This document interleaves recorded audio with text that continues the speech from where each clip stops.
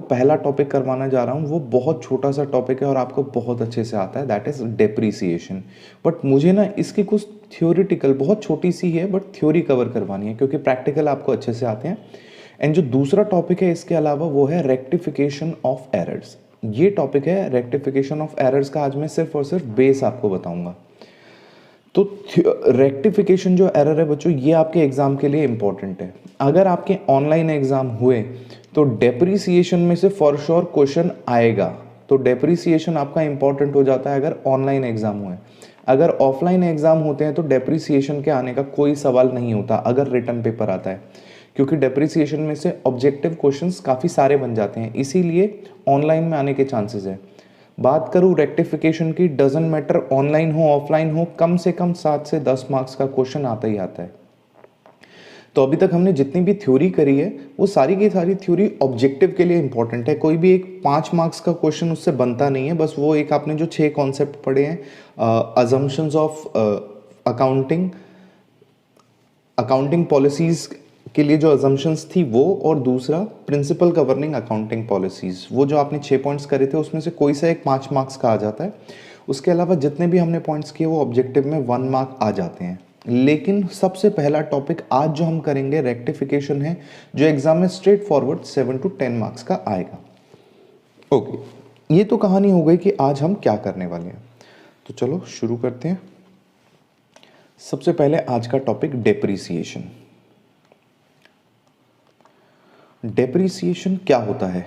जल्दी से mic on करके बताओ, what do you mean by depreciation?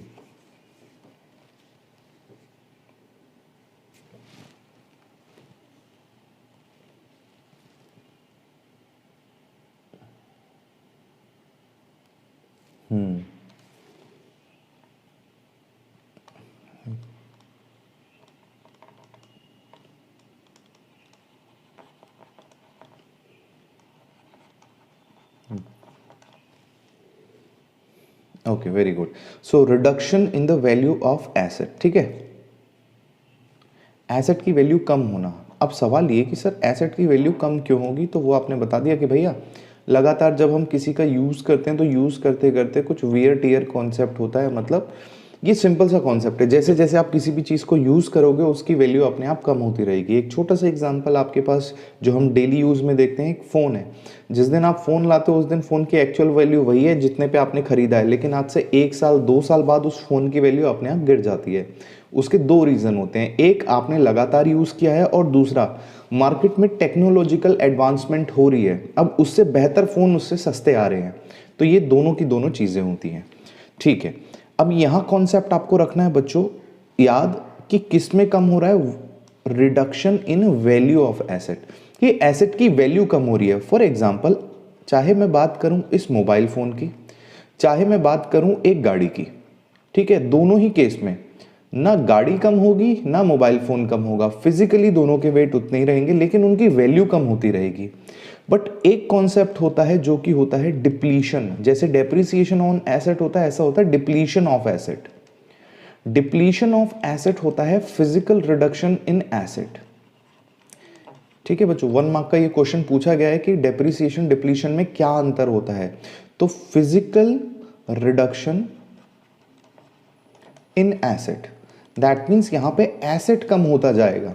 So reduction in value हुआ तो depreciation, reduction in physical form हुआ तो दैट इज डिप्लीशन। इसका एक छोटा सा एग्जांपल याद रखना बच्चों, जो मान लो ये है कोल माइन, एंड अगर आपको पता हो ना माइंस जो होती है वो अर्थ के ना अंदर काफ़ी किलोमीटर्स तक होती है। तो जब यहाँ पे माइनिंग हो रही होती है तो यहाँ से जो भी कोल निकलता है, इस कोल को ना छोटी छोटी जो ट्रेन के ट्रैक्स बैठाए जाते हैं और वहाँ से इस माइन के गेट तक लाया जाता है। अब मान लो बच्चों इसमें मैंने 100 kgs माल रखा था, ठीक है। सो मेरा जो एसेट आया वो था 100 kgs, लेकिन बाहर आते आते आते आते जब तक वो यहाँ पहुँचता है ना वो 99 kgs हो जाता है। अब सवाल ये कि 1 kg कहाँ गया।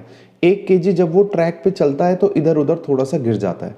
तो इस कॉन्सेप्ट को हम बोलते हैं डिप्लीशन, और डिप्लीशन जो होता है ना वो ऑन द स्पॉट होता है, वेयरएज डेप्रिसिएशन एक पीरियोडिकल कॉन्सेप्ट है कि भाई 1 साल में हम डेप्रिसिएशन लगाते हैं इतना। हम मान लेते हैं एक अजम्पशन बेसिस पे कि 10% वैल्यू कम हो जाती है। अब सवाल ये कि सर ये जो अजम्पशन है डेप्रिसिएशन के लिए, आपको पता है हर एक अजम्पशन, हर एक एसेट का अपना रेट ऑफ डेप्रिसिएशन होता है जिसके लिए अजम्पशन होती है उसकी लाइफ। जैसे मैं ये मानता हूँ बच्चों, एक जो फर्नीचर होता है ना, वो फर्नीचर कम से कम नहीं तो 10 ईयर्स चल जाता है। तो अगर 10 ईयर्स है तो स्ट्रेट लाइन मेथड से मैं इस पर 10% डेप्रिसिएशन लगा देता हूँ ताकि 10 साल बाद इसकी वैल्यू ऑटोमेटिकली जीरो हो जाए या scrap value, what ever the case में भी। ठीक है, सो लाइफ ऑफ एसेट कितनी होती है बच्चों, इसके लिए प्योरली अजम्पशन बेस्ड कॉन्सेप्ट है ये। आपको लगता है कि भाई मेरे एसेट की लाइफ इतनी होनी है तो आप उसके हिसाब से रेट ऑफ डेप्रिसिएशन अपना बना सकते हो। चलिए, डेप्रिसिएशन की यहाँ बात हो गई। अब मैं करता हूँ कुछ प्रैक्टिकल आइटम्स की बात। जब हम डेप्रिसिएशन के न्यूमेरिकल्स करेंगे बच्चों, यहाँ मोस्ट ऑफ द न्यूमेरिकल्स में मैं आपको क्वेश्चंस ही दूंगा, आपको प्रैक्टिकली खुद सॉल्व करने हैं। इसीलिए आज की क्लास थोड़ी सी छोटी होने वाली है, क्योंकि प्रैक्टिकल क्वेश्चन देके आपको घर पे सॉल्व करने हैं और नेक्स्ट क्लास में या जो भी आपसे नहीं हुआ वो मुझे बताना है। मोस्ट प्रोबेबली कैलकुलेटर होगा तो सारे क्वेश्चन हो ही जाएंगे। अब मेथड ऑफ डेप्रिसिएशन की या इस चैप्टर में हमें करना क्या है बच्चों, इस चैप्टर में सबसे पहले जो चीज़ मुझे करनी है वो है straight line method of depreciation. आपको बहुत अच्छे से आता होगा। Written down value of depreciation, ये भी आपको बहुत अच्छे से आता होगा। नेक्स्ट है हमारे पास प्रोविजन फॉर डेप्रिसिएशन या फिर प्रोविजन फॉर डेप्रिसिएशन या फिर एक्यूमुलेटेड डेप्रिसिएशन। ये कॉन्सेप्ट आपको आता होगा, लेकिन यही मेरे को करवाना है, this is the most important one.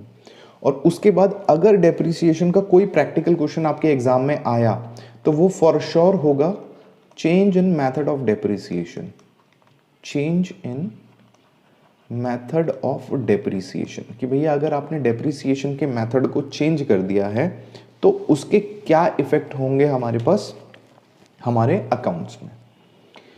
तो शुरू करते हैं बच्चों स्ट्रेट लाइन मेथड से।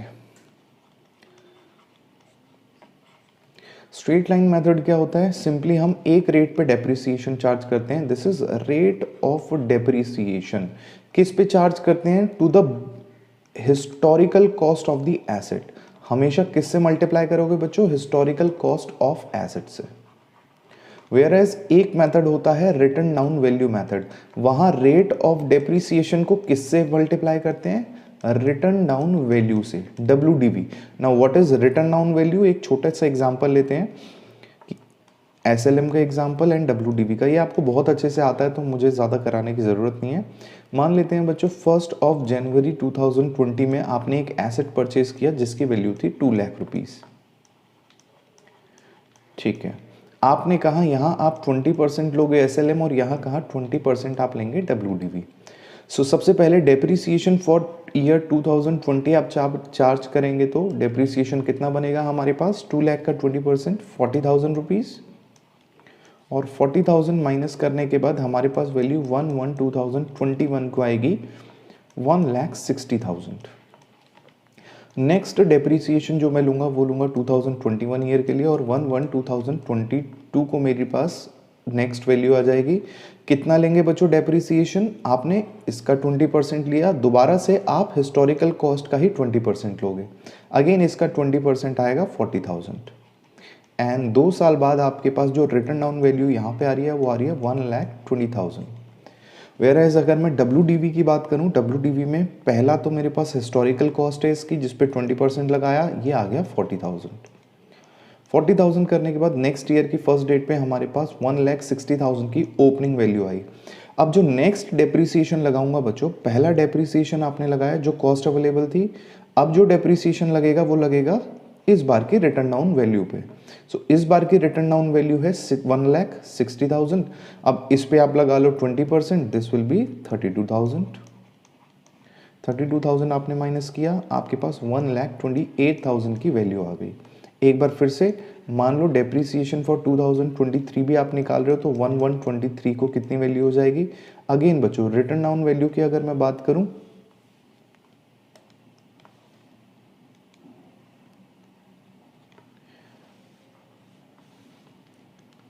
रिटर्न डाउन वैल्यू की बात करते हैं तो यहाँ 1,20,000 है और SLM मेथड है, अगेन 40,000 का डेप्रिसिएशन लगेगा, that depreciation to be charged on the historical cost, and ये वैल्यू मेरे पास आ जाती है अब 80,000 रुपीज़ की। वेयर एज यहाँ मैं चार्ज करता हूँ बच्चों तो ये आ जाता है मेरे पास 20% ऑफ प्रीवियस रिटर्न डाउन या अवेलेबल रिटर्न डाउन वैल्यू। तो ये हो जाएगा हमारे पास 25,400, सॉरी 600, और माइनस करके वट एवर द 1,02,400 इतना आ जाएगा। ठीक है, ये तो कॉन्सेप्ट हो गया। अब कुछ बड़े क्वेश्चंस करते हैं। क्वेश्चंस में बच्चों मैं 2 क्वेश्चन है जो आपको पूरा का पूरा लिखवा रहा हूँ, आपको रफ में उसको सॉल्व करना है, फिर मैं वैसा ही एक क्वेश्चन बना के उससे प्रोविजन फॉर डेप्रिसिएशन या एक्यूमुलेटेड डेप्रिसिएशन के तरीके से आपको करवाऊंगा। सो ये कॉन्सेप्ट बहुत इंपॉर्टेंट है, क्योंकि जब आप ग्रुप 2 में जाओगे या फाइनल्स में जाओगे, कोई भी कंपनी बच्चों नॉर्मली डेप्रिसिएशन चार्ज नहीं करती, सब एक्यूमुलेटेड डेप्रिसिएशन या प्रोविजन फॉर डेप्रिसिएशन अकाउंट बनाते हैं, और उसी तरीके से प्रैक्टिकल लाइफ में भी हर एक बिजनेस अपने पास अकाउंटिंग करता है। तो ये क्योंकि प्रैक्टिकल होता है, प्रैक्टिकली ऐसी ही चीज़ें चलती हैं, इसीलिए ये ज़्यादा इंपॉर्टेंट होता है। अगर मैं बात करूं क्या प्रैक्टिकली सर एसएलएम चार्ज करती है दुनिया या फिर डब्ल्यूडीवी, प्रैक्टिकली बच्चों रिटर्न डाउन वैल्यू से डेप्रिसिएशन चार्ज किया जाता है। आप एक कंपनी के बारे में सुनोगे जो कि इलेक्ट्रिसिटी कंपनीज होती हैं, इलेक्ट्रिसिटी कंपनीज होती हैं वही एसएलएम चार्ज करती हैं, एसएलएम से अपना डेप्रिसिएशन चार्ज करती है, वरना 99% जितने भी बिजनेसेस होते हैं सब रिटर्न डाउन वैल्यू ही यूज़ करते हैं। खैर यूज़ कोई सा भी कर सकते हैं, बट प्रैक्टिकल पार्लेंस मतलब जो बिजनेस पार्लेंस होता है कि हर बंदा यही फॉलो करता है, तो चलो हम भी यही फॉलो करते हैं। चलिए नेक्स्ट एक क्वेश्चन आपको दे रहा हूं, इसको आप डब्ल्यूडीवी और रिटर्न डाउन वैल्यू दोनों से सॉल्व करेंगे। एग्जाम्पल नंबर 1, मैं मान लेता हूं बच्चों 1 2012 आपने एक मशीनरी 1 है जिसको आपने परचेज किया, मशीन 1 को आपने परचेज किया, मान लेते हैं 10 लाख का। उसके बाद 1 जुलाई 2013 आपने मशीनरी 2 परचेज करी है, मान लेते हैं 8 लाख रुपीज़ की। उसके बाद 30 जून 2014 आपने मशीनरी 3 परचेज करी है, मान लेते हैं 5 लाख की। और उसके बाद कहता है ये कि 1 2015 हाफ ऑफ M1, क्या half of M1 sold for 3 lakh rupees, half of M1 sold for 3 lakh rupees, and on the same date इसी दिन आपने एक नया एसेट परचेज करा M4 परचेज्ड, कितने की, मान लेते हैं 2 लाख रुपीज़ की। अब कहता है प्रिपेयर मशीनरी अकाउंट, एंड आपको डेप्रिसिएशन का रेट दे रखा है बच्चों 10%। अब इस 10% को 2 पार्ट्स में आपको करना है, पार्ट ए आप इसे स्ट्रेट लाइन मेथड में करेंगे, पार्ट बी आप इसे डब्ल्यूडीवी मेथड में करेंगे। ठीक है, तो चलो क्योंकि पहला क्वेश्चन है, अपने हाथ में कैलकुलेटर रखना, क्योंकि मैं आपसे फिगर्स पूछूंगा तो वो फिगर्स आपको बतानी पड़ेगी। इस क्वेश्चन को मैं एसएलएम से करूं या डब्ल्यूडीवी से, आप ही बताओ किससे करूं। मैं डब्ल्यूडीवी से कर देता हूं क्योंकि ये थोड़ा सा ट्रिकी है, एसएलएम से आप खुद कर लेना, या दोनों ही करवाऊं, जल्दी बताओ मेरे को, दोनों ही करवाऊं, एसएलएम करवाऊं या डब्ल्यूडीवी। ठीक है, आप लोग ट्राई करोगे, वेरी गुड। तो माइक ऑफ कर दो, क्योंकि ऐसा ही सेम क्वेश्चन मैं प्रोविजन फॉर डेप्रिसिएशन में करूंगा तो आपको वहां पे पता चल जाएगा। तो पहले आप कॉन्सेप्ट समझिए, एक्यूमुलेटेड डेप्रिसिएशन या प्रोविजन फॉर डेप्रिसिएशन। अभी तक बच्चों जब आपने देखा है कि आप मशीनरी अकाउंट बनाते थे, आप यहां लिखते थे opening value of the asset, आपने यहाँ डेप्रिसिएशन चार्ज किया, मान लेते हैं ओपनिंग वैल्यू आपने लिखी 100, आपने डेप्रिसिएशन चार्ज किया 10, और आपकी क्लोजिंग वैल्यू ऑफ एसेट आ गई 90 रुपीज़। अब आपने बनाई अपनी बैलेंस शीट, और बैलेंस शीट के एसेट साइड में आपने लिख दिया कि भाई हमारे एसेट में तो मशीनरी दिख रही है 90 रुपीज़ की। इसको बोलते हैं बच्चों net value of asset. Net value of asset में डेप्रिसिएशन लगने के बाद जो वैल्यू बची है, जिसको हम बोलते हैं क्या, नेट वैल्यू ऑफ एसेट, उसको दिखाया जाता है। ठीक है, बट प्रैक्टिकली सब कहते हैं या फिर सब ऐसा करते हैं बिजनेस में, वो कहते हैं कि भाई हम ना अपने मशीनरी को हमेशा ही ग्रॉस फिगर में या ऑन कॉस्ट शो करेंगे। तो अगर ओपनिंग 100 है ना, तो इसका क्लोजिंग भी 100 ही रखेंगे, और इसके डेप्रिसिएशन को ना हम मशीनरी अकाउंट में नहीं लगाएंगे। डेप्रिसिएशन के लिए हम एक सेपरेट अकाउंट बनाएंगे जिसको हम बोलते हैं प्रोविजन फॉर डेप्रिसिएशन अकाउंट। या फिर इसी को बच्चों दूसरी भाषा में हम बोलते हैं एक्यूमुलेटेड डेप्रिसिएशन अकाउंट। अगर आप हिंदी में इसका वो करोगे मीनिंग, तो एक्यूमुलेटेड मतलब होता है इकट्ठा होना, डेप्रिसिएशन का मतलब डेप्रिसिएशन। सो डेप्रिसिएशन का इकट्ठा होना, आप हर साल इंडिविजुअली एसेट में चार्ज करने की जगह उस डेप्रिसिएशन को इकट्ठा करते हैं, और इकट्ठा करने के बाद अगर कोई एसेट सेल होता है ना, तो फिर उसके हिस्से का डेप्रिसिएशन आप चार्ज कर लेते हैं। कैसे, ये देखिए। अब जैसे यही था बच्चों, इस बार डेप्रिसिएशन मैंने एसेट की जगह कहाँ लगा दिया, एक्यूमुलेटेड डेप्रिसिएशन मैंने लिख दिया, डेप्रिसिएशन लिख दिया एक्यूमुलेटेड डेप्रिसिएशन अकाउंट में 10 रुपीज़। अब कोई मेरे से कहेगा कि भाई बैलेंस शीट में आप कैसे फिगर्स दिखाओगे, तो मैं इस तरीके से फिगर दिखाऊंगा कि मेरे पास मशीनरी ऑन कॉस्ट, ब्रैकेट में मैं लिखूंगा ऑन कॉस्ट कितनी है 100 रुपीज़ की, एंड लाइबिलिटी साइड पे मैं दिखा दूंगा एक्यूमुलेटेड डेप्रिसिएशन 10 रुपीज़ का। अल्टीमेटली 90 रुपीज़ ही आ रही है। दूसरा मेथड ये भी होता है कि आप यहीं से एक्यूमुलेटेड डेप्रिसिएशन 10 माइनस कर देते हो। दोनों में से कोई सी भी चीज़ आप कर सकते हो, चाहे लाइबिलिटी में दिखा दो चाहे यहाँ दिखा दो। क्योंकि मैंने लाइबिलिटी में दिखाया तो मैं एसेट से माइनस नहीं कर रहा। क्लियर है बच्चों? तो पहले आपने देखा कि जब नेट फिगर आई तो आपने बैलेंस शीट में सीधा नेट फिगर डाल दी। यहाँ पे आपने बैलेंस शीट में कॉस्ट पे दिखाया है, और जो भी डेप्रिसिएशन इकट्ठा हुआ है उसको लाइबिलिटी साइड पे दिखाया है। अब नेक्स्ट ईयर मान लेते हैं बच्चों कि मैंने ना कुछ मशीनरी सेल कर दी। अब देखो, मैंने लिखा मशीनरी, कितनी ओपनिंग है मशीनरी की 100 रुपीज़ की। आपने कहा कि सर मान लो आपने ना 50 रुपये की मशीनरी सेल कर दी, तो मैंने यहाँ से लिखा बैंक अकाउंट, मैंने 50 रुपये की मशीनरी सेल कर दी है। अब ये कहेगा कि वो जो 50 रुपये की मशीनरी थी उस पर 5 रुपये का डेप्रिसिएशन भी था, तो यहाँ ना ये आपको कॉस्ट बताएगा कि कॉस्ट कितनी थी उसकी, और डेप्रिसिएशन बताएगा।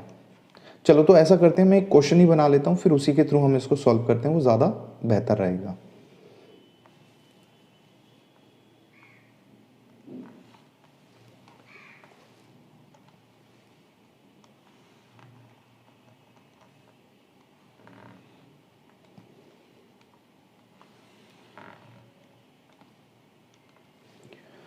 ओके, क्वेश्चन में ले लिया बच्चों मैंने 1 जनवरी 2020 हमने M1 परचेज करी है, मान लेते हैं 5 लाख रुपीज़ की। 1 जनवरी 2021 हमने M2 परचेज करी है, मान लेते हैं 10 लाख रुपीज़ की। 1/7/2021 हमने M3 परचेज करी है, मान लेते हैं 8 लाख की। एंड आफ्टर दैट हमने 1 जनवरी 2022 को M1 को सेल कर दिया, सोल्ड।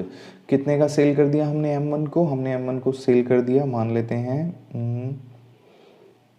2 लाख रुपीज़ का। ठीक है, 2 लाख रुपीज़ का सेल कर दिया। अब आपसे कहता है ये डेप्रिसिएशन का रेट है हमारे पास 10% SLM। ठीक है, SLM से कर रहा हूँ, आप चाहे तो उसको WDV से भी कर सकते हो। अगला क्वेश्चन में ऐसा ही provision for account WDV method से कराऊंगा आपको। ठीक है, डेप्रिसिएशन का रेट दे रखा है, आपसे कहता है प्रिपेयर करना है आपको मशीनरी अकाउंट। एक तो मशीनरी अकाउंट बनाओ और दूसरा कहता है एक्यूमुलेटेड डेप्रिसिएशन अकाउंट बनाओ। तो पहले जो मैंने ऊपर बना रखा है ये है मेरा मशीनरी अकाउंट और ये है मेरा एक्यूमुलेटेड डेप्रिसिएशन अकाउंट। ध्यान से देखते रहना बच्चों क्या हो रहा है। तो सबसे पहले बच्चों 1/1/1/2020 कैलेंडर ईयर में ले रहा हूँ इस क्वेश्चन में। यहाँ मैं लिखूंगा टू बैंक अकाउंट। अगर आप मशीनरी खरीदते हो तो जर्नल एंट्री होती है machinery account debit to bank account. तो मशीनरी अकाउंट डेबिट हो रहा है किसकी वजह से? बैंक की वजह से। कितने रुपए से? 5 लाख से। तो ये लिख दिया मैंने 5 लाख रुपीज़। अब आप कहोगे कि सर अब 2020 में तो कोई ट्रांजैक्शन और है नहीं, तो आप इसका जल्दी से डेप्रिसिएशन ले लो और डेप्रिसिएशन लेने के बाद इसको बंद करो, इस पर्टिकुलर ईयर के लिए अकाउंट को बंद करो। अब बच्चों यहाँ कमाल की बात यही है कि मैं यहाँ पे last date of the year 31/12/2020 यहाँ सिंपली लिख दूंगा बाय बैलेंस CD, और बाय बैलेंस CD में लिख दूंगा मैं 5 लाख, और उसके बाद यहाँ कर दूंगा टोटल। डेप्रिसिएशन हमने क्यों नहीं चार्ज किया? क्योंकि डेप्रिसिएशन हम कहाँ चार्ज करेंगे? On the last date of the asset 31/12/2030 by depreciation. कितना डेप्रिसिएशन बनेगा? 10% है बच्चों, और फर्स्ट डेट पे 1 जन में ही खरीद ली थी, तो 5 लाख का 10% हो गया 50,000 रुपीज़। ठीक है, और ये जो 50,000 है ये कौन सी मशीन पे लगा है, M1। वैसे अभी मेरे पास है ही M1, दूसरी कोई मशीन है ही नहीं, बट स्टिल मैंने लिख दिया। एंड सेम बच्चों आप यहाँ पे ले आएंगे इसे 31/12/2020 टू बैलेंस कैरेट डाउन। कितना इकट्ठा हो गया डेप्रिसिएशन, 50,000 का, और यहाँ सेम टोटल नीचे आ जाएगा। टोटल मैं दोबारा नहीं लिख रहा। अब वापस गए हम मशीनरी अकाउंट में नेक्स्ट ईयर के लिए 1/1/2021। आपने कहा सर ऑलरेडी मेरे पास मशीन पड़ी हुई है टू बैलेंस BD। कितने की मशीन रखी है आपके पास, 5 लाख की। फिर आपने कहा सर सेम डेट पे टू बैंक आपने एक और मशीनरी परचेज करी है M2। कितने की परचेज करी है आपने, 10 लाख की। और कुछ नहीं करना क्योंकि अब सिर्फ डेप्रिसिएशन करना है, सेल हुई ही नहीं है इस ईयर में। अच्छा एक और परचेज है बच्चों, 1/7/2021 अगेन टू बैंक अकाउंट। एक और मशीनरी खरीदी है हमने M3, इसकी वैल्यू है 8 लाख रुपीस। अब बच्चों लगना है डेप्रिसिएशन, और डेप्रिसिएशन के बाद नेक्स्ट ईयर की फर्स्ट डेट पे सेल है, तो डेप्रिसिएशन तो हम एक्यूमुलेटेड डेप्रिसिएशन अकाउंट में लगाएंगे। तो यही मैं इसको क्लोज कर देता हूँ on the last date of the year 31/12/2030 by balance CD। तो अब आपके पास ऑन कॉस्ट कितने रुपए की मशीनरी पड़ी हुई है, आपके pass on cost 23 lakh rupees की मशीनरी है। सो इसको क्लोज कर देते हैं 23 लैक्स, और नेक्स्ट ईयर में मैं इसको ओपन भी कर देता हूँ 1/1/2022 to balance brought down 23 lakhs. ये लो बच्चों, यहाँ तक तो हो गया। अब इस ईयर में 2021 में डेप्रिसिएशन चार्ज करना है, तो आप यहाँ आओगे और कहोगे 31/12/2021 एंड आप लिखेंगे बाय डेप्रिसिएशन। अब डेप्रिसिएशन इस साल चार्ज करने के लिए आपके पास M1 भी है, M2 भी है और M3 भी है। मैं यहाँ से इसको साफ कर देता हूँ।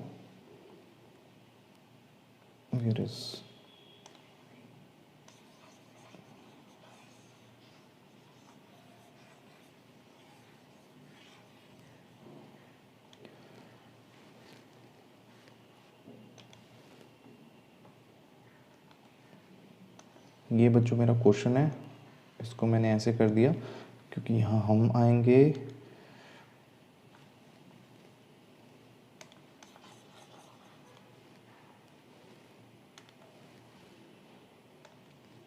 इधर बना रहा हूँ मैं accumulated depreciation account. Accumulated depreciation जल्दी से 31/12/20 बाय डेप्रिसिएशन, यहाँ आ गया था 50,000 और इधर हो गया था balance CD 31/12/20 to balance CD 50,000। ठीक है, यहीं इस ईयर को हमने क्लोज किया। अब कमिंग ईयर है बच्चों हमारे पास 31। पहले तो आपने बैलेंस BD करना है, तो बैलेंस BD होगा 1 जनवरी 2021 को balance BD by balance brought down. अब आप कहोगे कि सर ऑलरेडी 50,000 रुपये तो इकट्ठे हैं हमारे पास डेप्रिसिएशन के। फिर मैं कहूँगा चलो ये बताओ कि इस साल में कितना डेप्रिसिएशन लगा। तो इस साल के डेप्रिसिएशन के लिए आपने लिखा डेप्रिसिएशन। नाउ 3 मशीन्स हैं हमारे पास M1 M2 M3। तो सबसे पहले M1 देखूं तो बच्चों M1 तो पिछले साल से चल रही है, दैट मीन्स कंप्लीट डेप्रिसिएशन लगेगा 10% का, और इसका 10% हो जाता है 50,000 रुपीज़। बात करता हूं M2 की, तो M2 को भी देखो बच्चों हमने 1 जैन में परचेज करा है, मतलब कंप्लीट ईयर का डेप्रिसिएशन लगेगा। इसका डेप्रिसिएशन हो जाएगा 1 लाख रुपीज़ का। उसके बाद M3 की बात करें, M3 है तो 8 लाख की, जिसपे 80,000 एनुअल डेप्रिसिएशन बनता है, लेकिन हम उसे एट मिड 1 जुलाई मतलब 6 महीने जाने के बाद मैंने उसको परचेज किया, तो उस पर डेप्रिसिएशन लगेगा 40,000 का। सो टोटल डेप्रिसिएशन आ जाएगा मेरे पास 1,90,000 का। एंड इसको टोटल कर देता हूँ, 1,90,000 ये हो गया, 50 ये हो गया, 2,40,000 हो गया मेरे पास एक्यूमुलेटेड डेप्रिसिएशन 2,40,000। और इधर मैंने लिख दिया on the last date of the asset of the last date of the year to balance carried down, और कितना आ गया 2,40,000 फिनिश। और अब है आपके पास सबसे इंपॉर्टेंट ईयर, इस ईयर में क्या हुआ है बच्चों, इस ईयर में ना आपने एसेट को सेल किया है, एसेट को सेल किया है ना, तो सबसे पहली चीज याद रखना कि जिस दिन भी सेल हो रही है, फर्स्ट डेट पे सेल हो रही है, first day of the January, so that means इस पर्टिकुलर ईयर पे M1 पे तो डेप्रिसिएशन नहीं लगेगा, क्योंकि हम इस पर्टिकुलर ईयर में M1 को यूज ही नहीं कर रहे। तो जब यूज ही नहीं किया तो डेप्रिसिएशन किस बात का।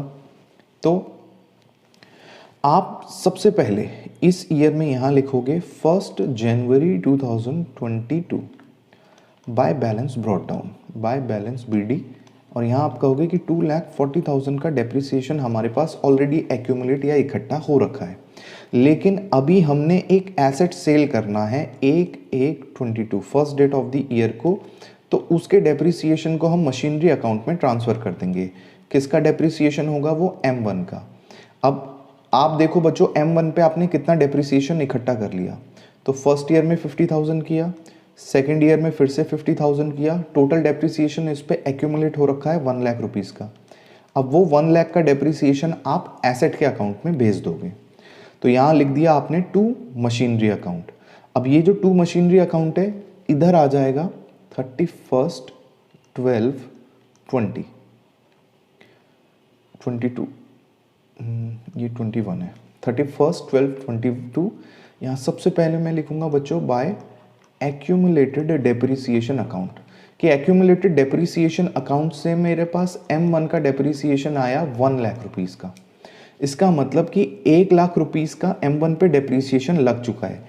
M1 की कॉस्ट है 5 लाख की, 5 में से अगर 1 लाख का डेप्रिसिएशन लग चुका है, अब चाहे तो आप इधर बना लो 5 लाख की वैल्यू है जिसमें से एक्यूमुलेटेड डेप्रिसिएशन है 1 लाख का, तो अब उसकी रिटर्न डाउन वैल्यू बचती है आपकी बुक्स ऑफ अकाउंट में 4 लाख, जिसमें आपने इसको कितने का सेल कर दिया, आपने इसे सेल कर दिया 2 लाख का। 4 की चीज़ को 2 का सेल कर दिया तो 2 लाख का हो गया आपको लॉस। तो यहाँ सेम डेट में आप लिखेंगे पहले बाय बैंक अकाउंट, और बैंक से जितने का आपने सेल किया, आपने 2 लाख का सेल किया, and by profit and loss account. Normally पहले आता है बच्चों by loss on sale of asset account, फिर मैं उसको P&L में डालता हूँ। तो जो आता है मैं पहले उसे ही लिखता हूँ by loss on sale account. कितना लॉस ऑन सेल हुआ हमें, 1 लाख रुपीज़ का, बस खत्म। और देखो बच्चों 5 लाख यहाँ पे 1 लाख 2 लाख, अच्छा सॉरी ये 2 लाख का लॉस हुआ है, तो टोटल ये भी 5 लाख हो गया। तो 5 लाख की कॉस्ट पूरी नलीफाई हो चुकी है, और कुछ है नहीं। अब यहाँ पे फिर से हम जाते हैं लास्ट डेट पे। एक छोटी सी गड़बड़ हो गई बच्चों, वो गड़बड़ ये है कि ये वाली जो डेट है, दिस डेट इज 1/1/2022। हमने जो एक्यूमुलेटेड डेप्रिसिएशन और जो सेल करी है वो 1/1/22 को करी है, ठीक है। बस ये हो गया। तो फर्स्ट डे पे मैंने अपने एसेट को बेचा, और अब मैं आता हूँ last date of the year which is 31/12/22, और मैं कहता हूँ बताओ भाई कितना बैलेंस CD है। तो भाई मशीन 1 तो जा चुकी है, बची क्या, मशीन 2 एंड मशीन 3। मशीन 2 की वैल्यू है 10 लाख रुपीज़ एंड मशीन 3 की वैल्यू है 8 लाख रुपीज़। तो टोटल बैलेंस CD कितना हो गया, 18 लाख रुपीज़। अब दोबारा से आप टोटल करो बच्चों, ये 23 लाख ही हो रहा है। 5 लाख इनका हो गया और 18 लाख ये, and both sides are equal. So ये होता है ऑन कॉस्ट में, कि हमेशा हम मशीनरी को ऑन कॉस्ट दिखाएंगे। अगर कोई मशीनरी सेल भी हो रही है तो उसकी टोटल कॉस्ट को ही आप क्रेडिट साइड से हटाओगे। सो यहाँ पे भी उसकी टोटल कॉस्ट है, लाइक इस 23 के मैंने टुकड़े किए तो क्या आया मेरे पास, 5 लाख की M1, 10 लाख की M2 एंड 8 लाख की M3। सो हमने इधर देखा कि 5 लाख वाला हिस्सा हट गया, तो बचा क्या, वैसे भी मशीनरी 2 और 3 ही हमारे पास बची हुई है। तो मशीन 2 एंड 3 बची है। अब इस पर डेप्रिसिएशन ले लेते हैं। डेप्रिसिएशन हम लेंगे last date of the year को which is 31/12/22 by depreciation, and फिर से M1 तो है नहीं, M2 एंड M3। 10% बच्चों इसका आ गया 1 लाख रुपीज़, और इसका आ गया 80,000 रुपीज़, एंड टोटल इन दोनों का हो गया 1,80,000 रुपीज़। 4,20,000 रुपीज़ यहाँ आ गया। एक्यूमुलेटेड डेप्रिसिएशन 4,20,000 रुपीज़, 20,000 रुपीज़, और यहाँ लास्ट डेट पे 31/12/22 टू बैलेंस CD। तो अब हमारे एक्यूमुलेटेड डेप्रिसिएशन में 3,20,000 रुपीज़ एक्यूमुलेट हो रखे हैं। क्या ये क्वेश्चन आपको समझ आया, यस और नो? वैसे हम अभी एक और क्वेश्चन करने वाले हैं, फिलहाल ये बताइए क्या ये आपको क्लियर है? क्लियर है ना? ठीक है, तो अब नेक्स्ट क्वेश्चन ना मैं इससे 2 लेवल और ऊपर बढ़ा देता हूँ। 2 लेवल ऊपर इस तरीके से बढ़ेगा, पहले तो मैं WDV बना दूंगा और दूसरा मैं पार्ट ऑफ एसेट सेल करूंगा, पूरा एसेट सेल नहीं करूंगा, तो वो थोड़ा सा और कंफ्यूजिंग हो जाएगा। तो इसका स्क्रीनशॉट ले लिया आपने? अगर नहीं लिया तो अभी ले लो, फिर मैं नेक्स्ट क्वेश्चन शुरू कर रहा हूँ।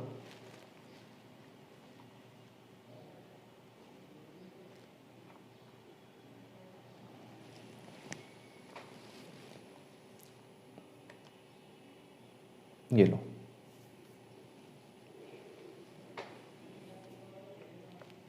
दोनों से करना है, इसे SLM और WDV से, ठीक है? ओके,